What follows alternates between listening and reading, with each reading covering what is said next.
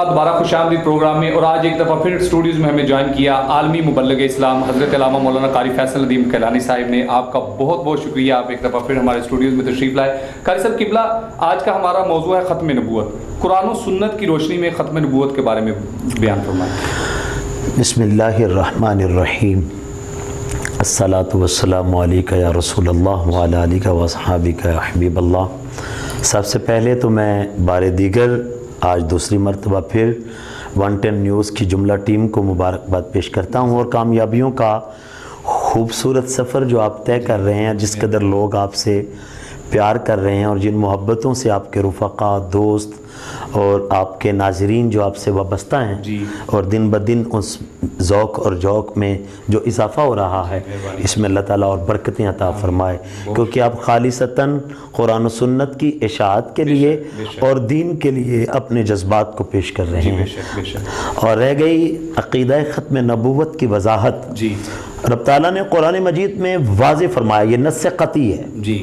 قرآن کہتا ہے ما کان محمد ابا احد من رجالکم ولکن رسول اللہ وخاتم النبیین سبحان اللہ وکان اللہ بکل شیء علیما۔ سبحان اللہ۔ محمد مصطفیٰ صلی اللہ علیہ وسلم تم مردوں میں سے کسی کے باپ نہیں، سبحان اللہ، لیکن وہ اللہ کے رسول ہیں اور آخری نبی ہیں، اور اللہ ہر چیز کو جانتا ہے۔ بے شک۔ اب نبی علیہ الصلوۃ والسلام کی ختم نبوت کو واضح الفاظ میں خاتم النبیین کے ساتھ قرآن پاک نے بیان کی ہے۔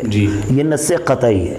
1400 سال سے لے کر آج تک نبی علیہ الصلوۃ والسلام کے عشاق نے جب بھی کسی نے ختم نبوت کے معنی میں، ختم نبوت کے مضمون میں، ذلی کے نام پر، بروزی کے نام پر، یا اس طرح کے کسی اور الفاظ سے تعبیر کرنے کی کوشش کی، مسلمہ کذاب سے لے کر تو سیدنا صدیق اکبر سامنے آئے، صحابہ سامنے آئے، صحابہ نے اپنی تلواریں نکال لی، اور عقیدہ ختم نبوت کے تحفظ کے لیے صحابہ کا خوبصورت کردار ہمارے لیے صراط مستقیم، ان کا کردار ہی ہمارے لیے ایمان ہے۔ نبی علیہ الصلوۃ والسلام نے ارشاد فرمایا علیکم بسنتی و سنت خلفاء الراشدین المہدیین۔ حضرت صدیق اکبر سے بڑا کون ہو سکتا ہے معاملہ فہم؟ حضرت سیدنا صدیق اکبر نبی علیہ الصلوۃ والسلام کے وصال کے بعد جب ایک مرتبہ سارے صحابہ کے دل لرز گئے زکوٰۃ کے معاملے پر، اس مسلمہ کذاب کے معاملے پر، جب لوگوں میں مختلف رائے جنم لے رہی ہے، تو استقامت کا کوہ پیما بن کر ان سب کو ایک جگہ پر، اسی پلیٹ فارم، انہی نکوش پر اور اسی راستے پر اکٹھا کر کے عقیدہ ختم نبوت کا پہلا سپاہی وہ سیدنا صدیق اکبر نظر آتے ہیں۔ وہ اسود انسی ہو، وہ مسلمہ کذاب ہو، وہ کسی اور دور کا ہو، بلکہ آج میں حافظ صاحب آپ کو ایک بہت بڑی بات بتانے والا ہوں۔ آپ بھی تاریخ کے ساتھ بھی وابستگی رکھتے ہیں، اور آپ علماء کے ساتھ بھی آپ کا ایک تعلق ہے، اور علماء سے بڑا سیکھتے ہیں، آپ میں یہ خوبصورت عادات ہیں۔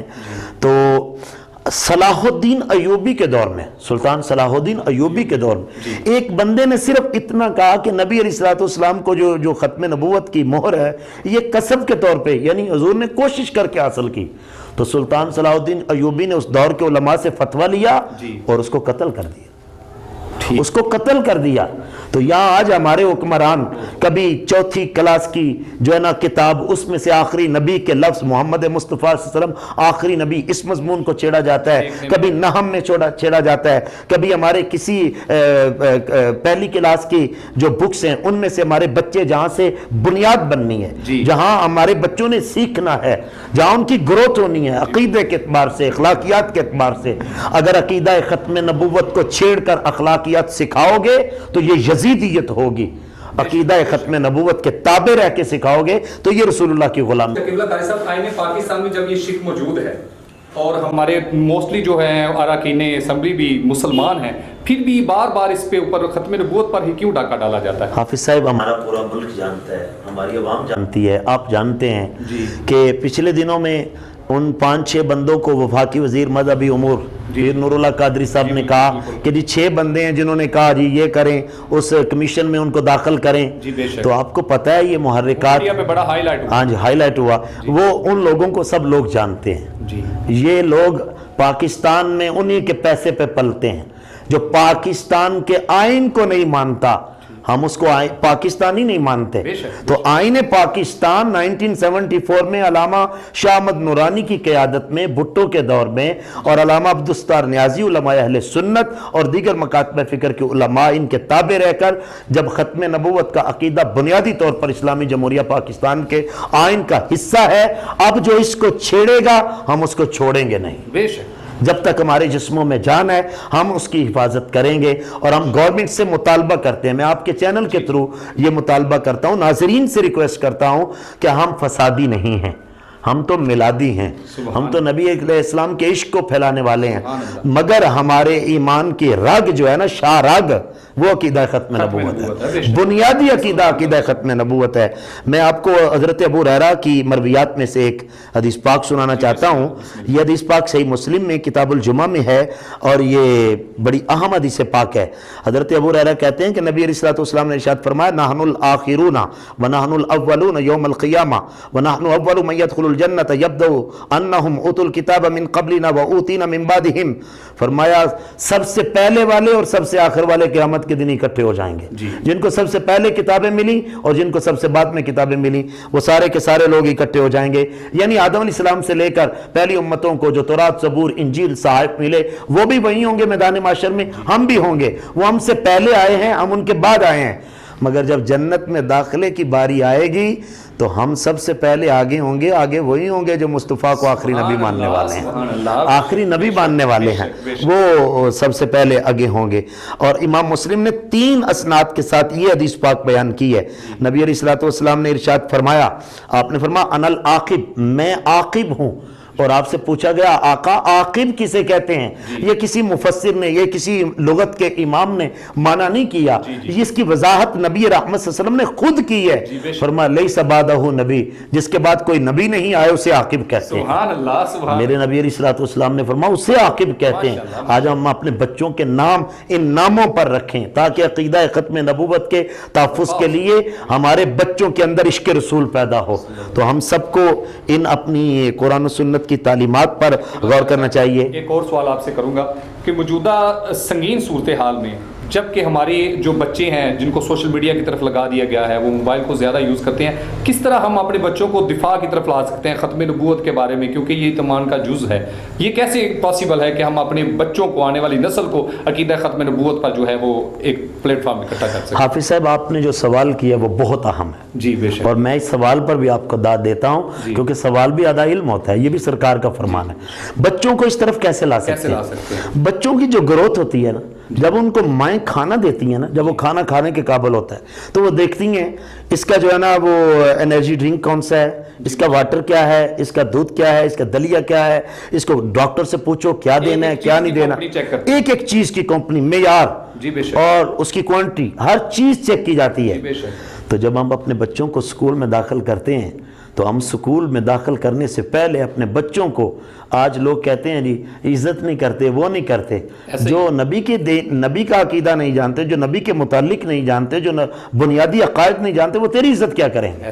तो हमारे बच्चों को हमारे निसाब में सबसे पहले तो अकीदा ख़त्म नबूवत की वजाहत जो थी पहले की तरह वैसे होनी चाहिए, ताकि इब्तदाई की क्लासों से लेकर, नर्सरी से लेकर और वो आगे तक जहाँ तक वो जाता है अकीदा ख़त्म नबूवत की रहनुमाई। क्योंकि बचपन में जो दिमाग के अंदर चीज रासिख हो जाती है फिर वो सारी उम्र चलती है।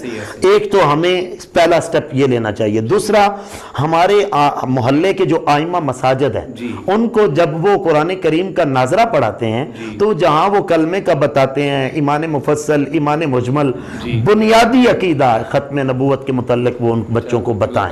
यहाँ भी एक मैं आपकी बात काट रहा हूँ, हमारे वो दौर रहा ही नहीं है। जब बच्चे मदरसों में जाते थे सुबह, फिर बाद में स्कूल जाते थे। अब ऐसा है कि बच्चा सुबह उठता है तो वो सीधा स्कूल चला जाता है, तो घर में ही हायर किया हुआ है एक आलिम दीन को, वो या हाफिज़ को, उसको थोड़ी सी सैलरी दे के तो वो जो कुरान को थोड़ा सा जो है वो इल्म हासिल करते हैं। ये कैसे पॉसिबल होगा कि वही पुराना दौर हो, या कोई इस तरह स्कूल लेवल पे ऐसा काम किया जाए कि ख़त्म नबूवत का दिफा किया जाए? हाफिज़ साहब, आपकी ये बात भी बिल्कुल ठीक है और दुरुस्त है। मैं आपसे ये रिक्वेस्ट कर रहा हूँ कि जिस तरह स्कूलों में ये ऐसा होना चाहिए बुनियादी तौर पर, मगर जब बच्चे, क्योंकि हमारी आजकल तरजीहात दुनियावी हो चुकी है, जो बच्चों को हम तालीम देते हैं ना, इबादत समझ के नहीं देते, वो दीन की दें या दुनिया की दें, हम उनको किसी जरिया माश के हवाले से उनको आगे देखते हैं, और टारगेट हमारा जरिया माश होता है, हम इसे माने ना माने ये है। मगर हमें ये करना जरूरी होगा कि जब बच्चे के लिए हाफिज साहब को हम हायर करते हैं, वो घर में आते हैं, उनको कहें जहां हम इनको पढ़ाते हैं ना, बिस्मिल्लाह रहमान रहीम अल्हम्दुलिल्लाह रब्बिल आलमीन, खत्म नबुव्वत के मुतल्लिक इसको सबसे पहले सिखाएं, इश्क रसूल के मुतल्लिक सबसे सिखाएं, नबी अलैहिस्सलाम के सहाबा के मुतल्लिक, अहले बैत के मुतल्लिक, अकाबिरीन के किरदार। हम तारीख जब भी पढ़ते हैं तो शायद अफरीदी के छक्कों की पढ़ते हैं, हम जब भी तारीख पढ़ते हैं तो जो फिल्मी हीरोइन है हम उनको देखते हैं। हमारा कल्चर और सकाफत भी, यहाँ पे भी आपको मैं बार बार जो है ना वो डिस्टर्ब कर रहा हूँ आपकी बात में। मैंने देखा है कि एक ऐसी हीरोइन है, सोशल मीडिया पे गुजरी है, मुझे घर वालों ने दिखाया कि देखें वो लड़की पहले जो सारा अपना जो करवा रही है, पता नहीं क्या कह रहे हैं, किसी जगह पे किसी ब्यूटी पार्लर में, वही लड़की आज के दौर में मैंने देखा है कि वो तौबा की बातें कर रही है, और हमारे उलमाए कराम भी बैठे हुए हैं। मैं इसके बारे में आपसे वजाहत चाहूँगा, कुरान और हदीस की रोशनी में जो इन फिल्म स्टार के साथ जो हमारे उलमाए कराम बैठते हैं, आपका इनके बारे में कुरान और हदीस की रोशनी में जो है आप क्या फरमाते हैं? हाफिज साहब, मैं आपको मुजफ्फर वारसी साहब का एक सिर्फ शेर सुनाना चाहता हूँ जी, और वो मैं स्पेशल, मुझे चूंकि याद नहीं था तो वो मैं अपने मोबाइल में नोट करके लाया हूँ। उस आपके तमाम सवालों का, तमाम स्कूल ऑफ थॉट जिनके हवाले से जहाँ जहाँ जो कमजोरी हैं, मैं आपको इस खूबसूरत शेर में, मुजफ्फर वारसी कहते हैं, शोबदा गर भी पहनते हैं खतीबों का लिबास। ऐसा ही है, शोबदा गर भी पहनते हैं खतीबों का लिबास। आपने बड़े अशार सुने, पढ़े, आपको ज़ौक़ भी है, मगर जो मैं शेर पढ़ रहा हूँ ये देखिए आपके चैनल के थ्रू लोग याद भी करेंगे, और इसमें जो सबक है वो सुनिए, ये मैं जो बता रहा हूँ। शोबदा गर भी पहनते हैं खतीबों का लिबास, बोलता जहल है बदनाम खिरद होती है। जहालत के अमी लोग जो हैं, जहालत के जो बाब हैं, जब वो हमें दीन सिखाएंगे, जब कंजरियां हमें दीन सिखाएंगी, बेशक बेशक, मैं इस बात से माशाल्लाह ऐसे ही हो रहा है। मैं नहीं कहता, कल मैं अगर किसी चैनल पे जाता हूँ, वहां कोई औरत मुझसे सवाल करती है तो लोग ये किताब उठाएंगे और वो मुझे कहेंगे जी हाँ जी कल तो आप ये कह रहे थे। मैं ये नहीं कहता, मैं ये कहता हूँ कि बापर्दा औरत एंकर है तो मैं इतराज नहीं कर रहा। औरत के हुकूक लिहाज इस्लाम जो बयान करता है वो अपनी जगह कायम है, मगर इस जदीद दौर में लड़ते हुए मजबूरी जाओ, वो औरत आपसे पूछे जो आलिम दीन हो, वो लोगों की इस्लाह के लिए दीन के मुताबिक सवाल करे और जिसका ताल्लुक इस शोबे से हो। तो जो 11 महीने ड्रामे करे, फिल्में करे, कंजरियों के किरदार अदा करे, तो वो रमजानुल मुबारक में आके चंद लफ्ज रट के और चैनलों को जनाब जो है ना वो अपने ग्रेड के लिए वो लड़ रहे हैं, रेटिंग के लिए वो लड़ रहे हैं, वो आके जब ये चीजें बयान करेंगी तो फिर हमारी वो तालीमात नहीं होंगी, वो हमारी इंटरटेनमेंट होगी।